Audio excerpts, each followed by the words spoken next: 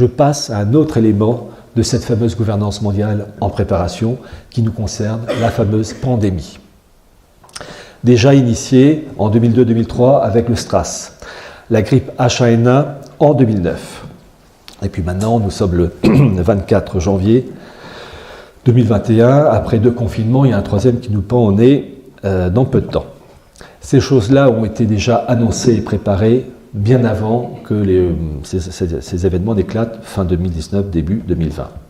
Déjà, vous avez eu un rapport de la Fondation Rockefeller en 2010 qui annonçait, dans un chapitre intitulé Lockstep, qu'on peut traduire par étape de verrouillage, l'évocation d'une pandémie entraînant des millions de morts et conduisant à la mise en place de mesures liberticides, autoritaires dans les États, avec précision. Pandémie vaincue, dominée, mais les mesures liberticides, elles, sont maintenues. 2010. 2012, vous avez une bande dessinée de l'Union européenne intitulée Infecté, qui part d'une pandémie partant de l'Asie, et là aussi de nombreux morts. Et après avoir vaincu cette pandémie, eh bien, la mise en place d'un système universel de santé appelé une seule santé pour régir l'humanité entière selon les mêmes critères sanitaires. 2016, création de l'ID 2020, qui est la volonté de créer une identité numérique en mettant des produits sous la peau qui peuvent prouver que la personne a été vaccinée, et en posant un smartphone, et ça s'allume, et on peut savoir grâce au médecin donc, qui dispose du logiciel que la personne a été pucée, a été marquée. C'est le principe de la traçabilité comme pour les viandes du supermarché. Bien. Autre élément, le Event 201 qui a eu lieu en octobre 2019, où vous avez eu le gratin mondialiste avec le John Hopkins Center, la Fondation Gates, et vous avez eu aussi notre ami à tous, Klaus Schwab, le patron du Forum économique de Davos. Ils se sont réunis donc en octobre 2019 pour s'organiser sur comment gérer une pandémie, évidemment à nos dépens. Mars 2020, Microsoft, à l'origine créée par Gates, a lancé un brevet qui permet de contrôler l'activité corporelle, enfin contrôler et de surveiller l'activité corporelle grâce à un réseau numérique et technologique. Le brevet a été déposé donc en mars 2020, j'ai mis l'original dans un de mes livres. Ce brevet porte le chiffre 666. C'est la marque de la bête, Saint-Jean, nul ne pourra acheter et vendre s'il n'a pas la marque sur la main, sur le front. Bien comprendre que ce qu'on voit avec cette histoire de pandémie, c'est un outil au service d'une cause supérieure, j'appelle ça l'allume-gaz, pour mettre en place une gouvernance mondiale, un puçage généralisé de l'humanité, et puis pour ceux qui ne seraient pas d'accord, les écarter. Et tout ça, ça se fait dans le cadre de l'agenda 2030, qui a été mis en place en 2015 et qui est désormais lancé, qui consiste à mettre en place, dans le cadre de 17 points bien définis, une gouvernance mondiale, une citoyenneté mondiale, une économie verte et une immigration complète et une surveillance généralisée de la population. Là, on est au pied du mur, les choses sont parfaitement lancées. Et pour vous montrer comme ces choses-là, la corde est autour du cou, je vais vous donner 3 citations en lien avec cette pandémie du patron du Forum économique de Davos, Klaus Schwab. Je vous donne son livre. Le titre de son livre, c'est « La 4e révolution industrielle », préface de Maurice Lévy, édition du Node.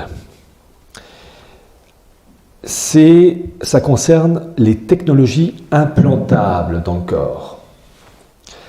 Il y a 3 citations. La première, page 145. Il parle de la Smart Dust, littéralement les poussières intelligentes.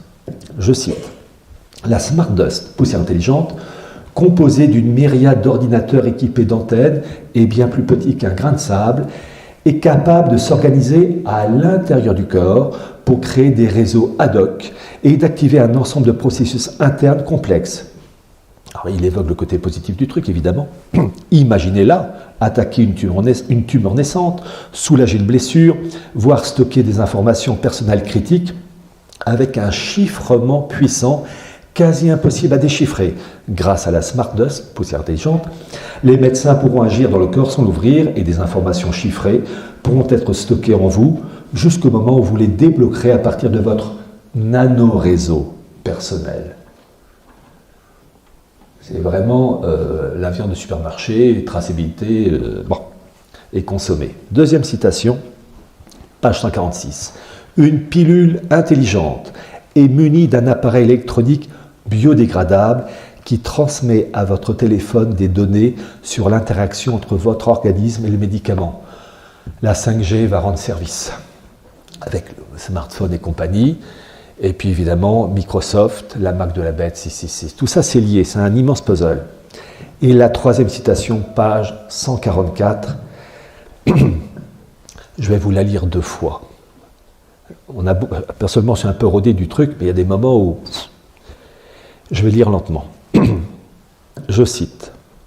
« Les appareils implantés permettront aussi sans doute de communiquer les pensées normalement exprimées par la parole via un smartphone intégré et potentiellement les pensées ou émotions non exprimées en lisant les ondes cérébrales ou d'autres signaux.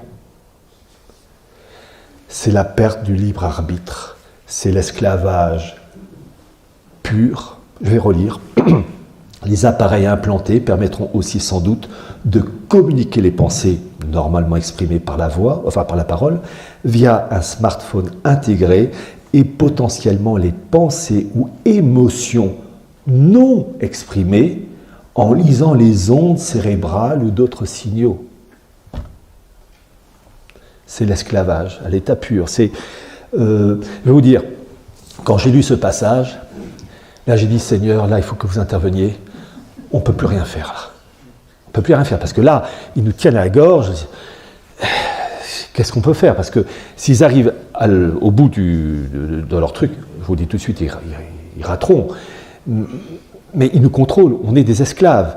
Vous vous rendez compte, même des choses non exprimées, on saura exactement où est le libre arbitre, voilà, c'est la soumission à la bête.